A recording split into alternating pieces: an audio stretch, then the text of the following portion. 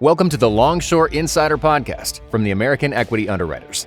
At AEU, we are passionate about helping waterfront employers protect their workers and their businesses. Join us as we explore practical strategies for improving workplace safety, effective claims management, and much more. So let's dive in. Welcome to the Longshore Insider Podcast. Hello, and thank you for listening to the AEU Longshore Insider Podcast. I'm your host, Mike Jernigan. In this series, I'm speaking with AEU's very own loss control managers to learn how they help organizations across the maritime industry develop, maintain, and improve safety cultures. I'm joined today by Woody Collins, and we're going to be talking about how we get the right people in the right positions. Woody, how are you? Doing well, Mike. Thank you. So, Woody, tell me a little bit about yourself and how you got started on the road to becoming a loss control manager. Mike, that journey started about 35 years ago, right out of high school. Started off in the shipyard industry as a fiberglass grinder, learned how to be a welder, pipe fitter. I didn't say I was very good at them all, but I learned how to do most of those trades. And, when the opportunity arose to join the safety committee, I took that opportunity and really found a passion for safety and was afforded the opportunity to become a safety manager at one of the facilities within our parent company. And since then, I've been in safety going on nearly 18 years now and had the opportunity to come to work for AEU about 12 years ago. So you've been in this field for a long time. Yes, I have. And you've seen a lot. Over the years, I've seen more than I care to mention. So when it comes to personnel and getting the right people in the right positions, what is it exactly that you're looking for when it comes to those key safety positions? For years, we've always taken people and promoted them because they've been at the company for quite some time now, which I highly encourage. But at the end of the day, we don't always take into consideration, do they have the skills necessary to be able to lead the proper team or the personnel? So I think over time, we've grown to learn that we have to choose the right people for the right job based on their qualities, not just their longevity and seniority within the company. Exactly, because just because you are good at a task doesn't always make you a good supervisor, right? Precisely. That's exactly right. Right. And that's one of those things that, we've talked about it before, and I think it's important to reiterate it, because you can have someone who is a fantastic welder or ship fitter, just that was the example we've used before, but when you promote that person into a position of safety, they may not be well suited to be a supervisor. You hit the nail right on the head. I mean, again, just because you're a welder every day and you do a great job at it, you do everything that's, is asked of you. You pass all of the welding criteria and all the tests and all the things that's required of it. And so naturally, the company wants to promote you and should want to promote you.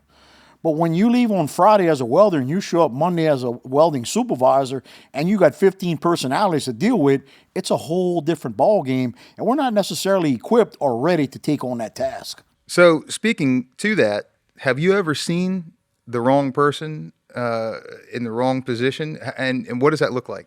Well, I could tell you, you're looking at one right here. I mean, when I first became a supervisor, I failed miserably at it. I'll be very candid with you. People want to be led. They don't want to be managed. And when you don't have the leadership qualities that are desired to be a leader, to lead your team, you tend to manage them the way you manage a process. And in my early years, that's exactly what happened. And, it took some time to learn that by, looking at mentors. I looked at supervisors who were successful, who people liked, who people looked up to, and tried to mimic some of those qualities to help me become that better leader. And you say the early years, right? And so you've been at it for a little bit, right? But do you feel that this is an issue that persists? Is this something that is currently an issue within the maritime industry? It's very prevalent in the maritime industry. I see it everywhere as I go, where people are being promoted for all the wrong reasons. I see it oftentimes where we try to bring in people that don't necessarily have those skills, but the problem is now everyone is having trouble finding people. So everyone is scrambling to try to fill the roles needed to get the jobs done successfully.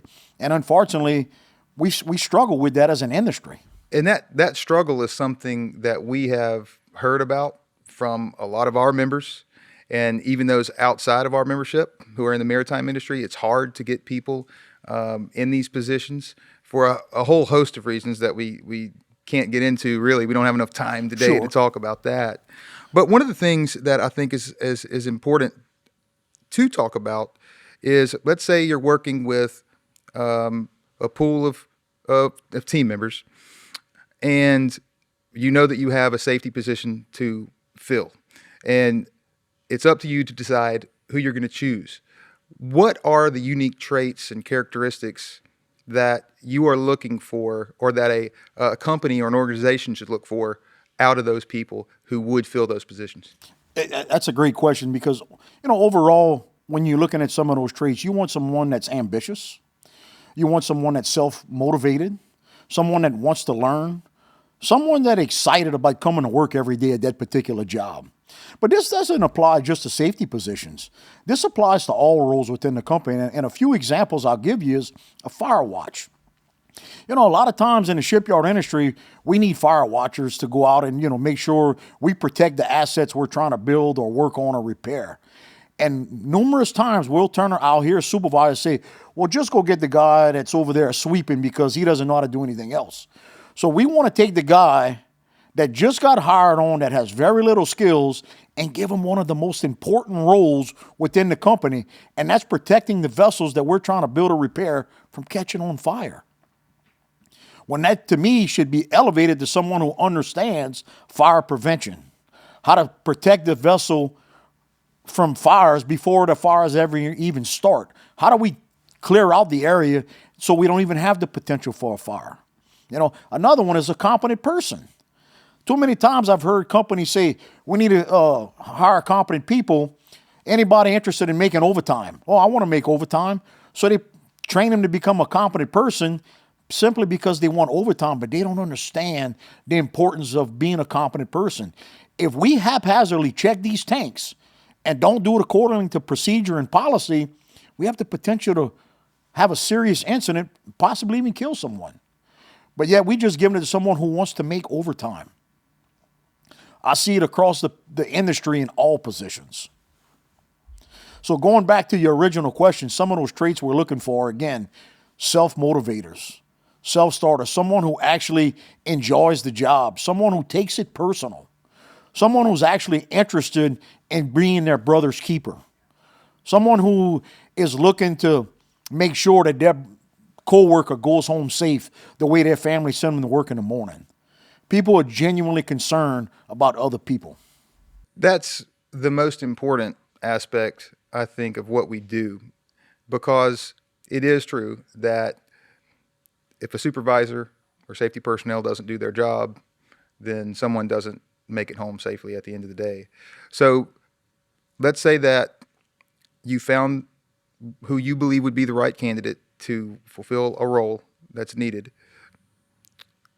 Is there a way that you then go back and check their track record to ensure that, say, they maybe just aren't putting on a face to get the job, but have been consistent throughout the years?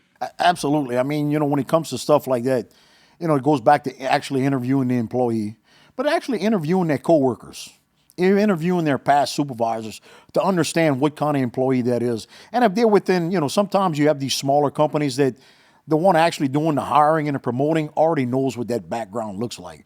But again, it's going back to what I initially said, some of the things you're looking for, you should know that. And if you don't, you should be asking those questions to people who you have worked with. It's one thing for me to say it as an individual, but having other people say that about the one you're trying to promote carries a lot of weight. So do your proper investigation and background check, if you will. So once you've done all those checks and you feel confident that you've got the right person, what does it look like to put them in that role and then provide them with the training and everything else that they need and the support to effectively do that job? Great question, because it happens all the time. It's like we initially hire them, we're excited about it, we get them excited about it, we train them to do the role, and we just kind of like, here you go, take off and run with it.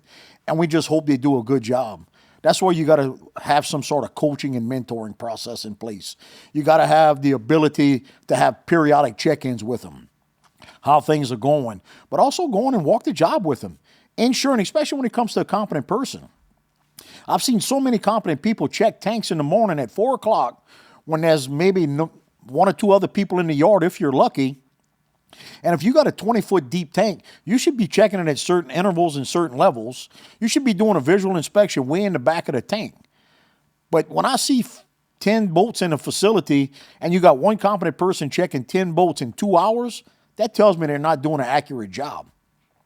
And as supervisors, as management within the company, we got to make sure he understands that has a responsibility to do it right. And if he doesn't, then we got to coach him to do it right. Or if he's not doing it right and chooses not to because he doesn't like it, that's okay too. But we have to make sure we get the right person that takes it personal and wants to do the job correctly to ensure all of our employees are protected. You mentioned earlier it's okay that someone not be great at that job if they fulfill that role. Maybe can you give me maybe sort of an example of how an organization might be able to handle that if they do find that the wrong person is in the role? How can they sort of mitigate and manage that situation? Great question. So in a situation like this, you have to do the investigation first. Does the employee actually understand his role? He might have went through a competent person class that took a day and a half, but did he actually comprehend everything that was taught? And if not, then you have the opportunity to coach that employee to make sure he understands the role that's required of him, the actual procedure. And once he understands that, you might realize, hey, this guy just didn't know. We coached him up. And if you did that and he actually does a great job, you just earned a lot of credibility with that employee because you coached him to do the right job the right way. And if you can do that, then you get some influence over the employee. And if that's not the case, you might realize that the guy did understand his role. He just chose not to do it the right way. That's a whole nother different ballgame. So that's when you got to have these, commitment meetings, if you will. Tell me why you didn't do it. Understand, it's because, nothing happened yesterday. We've been checking this tank for the last 2 weeks. Nothing happened. So I just figured it was okay. I didn't have to go through all the procedures. I can go through the motions, and that happens often, so that gives you the opportunity to, have that commitment meeting and say, no, just because it was great yesterday doesn't mean things haven't changed overnight. And I'll give you a great example. Years ago, I was working in a shipyard and I was testing a vessel. We had 12 vessels being built at one time. And nobody had worked since Friday. This was a Sunday night. I was checking it for us to go to work on Monday morning. So I'm checking the tank and all of a sudden my meter starts going off. I thought the meter was wrong. Something was wrong with my meter. I went and get a second meter, came back and checked. That meter went off as well. Someone had left the torch hose in a tank that busted over the weekend that filled up the actual torch, the tank with gases. And my meter actually set it off. But if I'd have just done a walk by and not truly tested that tank, someone could easily came to work the next morning, entered that space, and who knows what would have happened. So you have to take those jobs seriously. You cannot take shortcuts. So again, understanding things like that, you have the opportunity to have the commitment meeting, retrain them. And if they choose this is too much for me and I don't want to do that, that's okay. Go find the right person. Right now, we know that there are people in these positions who shouldn't be. Absolutely. And that needs to be handled. Yes. So when you have to have these tough conversations, how do you stress the importance of this to upper management? How do you get that buy-in from them to say, hey, listen, this is a situation that could lead to a really bad outcome? What would you say to that upper management, that executive team, about the importance of making sure that they are diligent and getting the right people in the right places? Well, it basically starts with a mindset, and that's reiterating to management the things that we're already talking about, but also that you can't just expect someone to go out and do the job because you gave it to them and hope that they succeed. You have to set them up for success, whether that's additional training, whether that's providing them with a mentor, visiting other shipyards, partnering with other shipyards. Yeah, we may be competitors, but if they have a great safety program next door and they can help me and my safety guy get off the ground to help our shipyard get safety, why wouldn't you tap into that resource?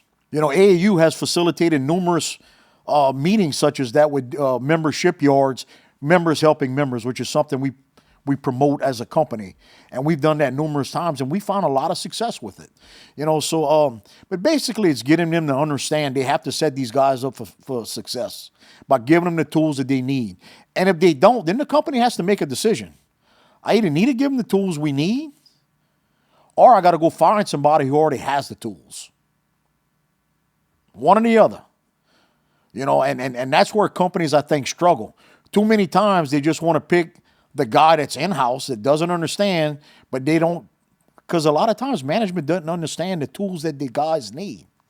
So they expect them to go out and find it on their own. Not everybody's capable of that. So you have to pair them up with a mentor who can help them through those situations, or you got to go find someone who has those qualifications already. That's my message to management.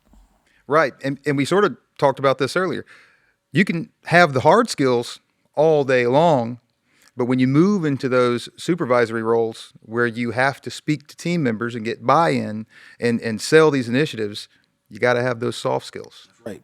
Which we're very fortunate. We have Joe White with AU Lead, who's put together the micro-learning series that does a great job of helping these supervisors attain some of those skills. He even does in-person workshops that I think some numerous members within AAU has already benefited from it, have taken it, and we see more and more taking advantage of those opportunities every day. Exactly, and I would encourage any of our members who haven't been to an AEU Lead Supervisor Skills Workshop, head over to our website, amequity.com, go to the events page, check it out. If you see one, sign up. It's a really great experience, and also you can catch Joe White at a lot of our national forums like that. So you can be introduced to the AEU Lead program to see exactly what it is that it provides, because it's a great resource to help people understand how to interact with people and how to be engaging and impactful. Because like we said earlier, you can do a specific task very well, but some of these soft skills, we say they're soft because they're not as tangible. They're much harder to gauge. They're much harder to obtain. And so I think that it's important that people understand that this isn't quite the same as getting good at a job that you can do repeatedly every day. Those soft skills need to be honed over time, and they evolve. That's correct. And a lot of those skills, like you said, it's not tangible. You got to go out and earn them. Someone won't just give you respect. You got to go out and earn that. And in order to do that, you got to establish some credibility. You got to earn some respect. All these different skills, someone may give you a little bit of respect just because of your title, but that's not enough to get you where you need to be. You got to go out and earn that. And like I said, and alluding to what you said as well, Joe has some great material out there that can help these guys do that. Because getting the job done is easy. It's leading to people that's hard. Exactly. So I want to close with this question. You are a safety expert and loss control manager. You've got decades of experience in this industry. And so the last question that I want to ask you today is, what is one thing about safety that you wish more people understood? Safety can be a profit center if you look at it the right way. Too many times I see companies looking at safety as overhead costs, looking at safety as a pain in my side, if you will.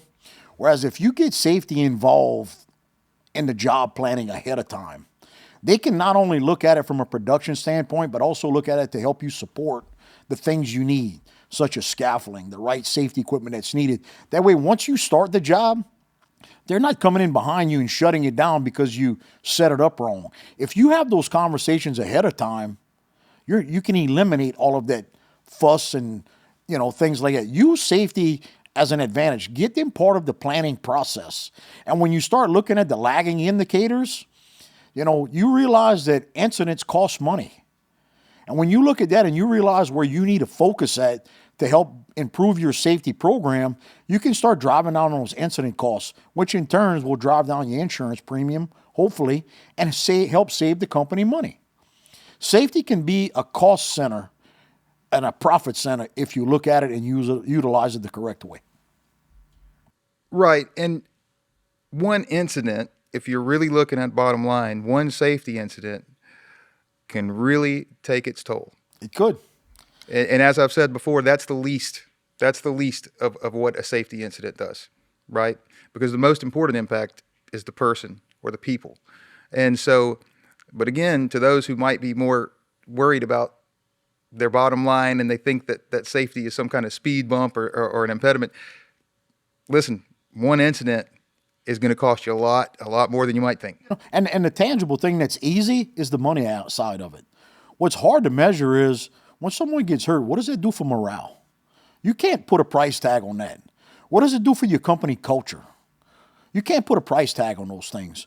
So when, those are all the indirect costs that's really hard to measure and gauge. So when we're talking about having incidents, like I said, we can measure the actual cost of that claim. Well, it's the indirect costs. And those are the things that you can really impact that's hard to measure. But again, if you do the right thing for the right reasons when no one's watching, safety saves money. I think that is great advice, and that is a perfect place to end our discussion today. I thank you for your expertise, Woody. It has been great talking with you today. Thank you, Mike. I appreciate it, man. Absolutely. And also, thanks to our listeners for joining us on the Longshore Insider Podcast. You can watch this episode and more on the American Equity Underwriters YouTube page. Also, be sure to subscribe to the Longshore Insider Podcast on your favorite podcast platform and check out even more content on our website, amequity.com. Until next time, stay safe and take care.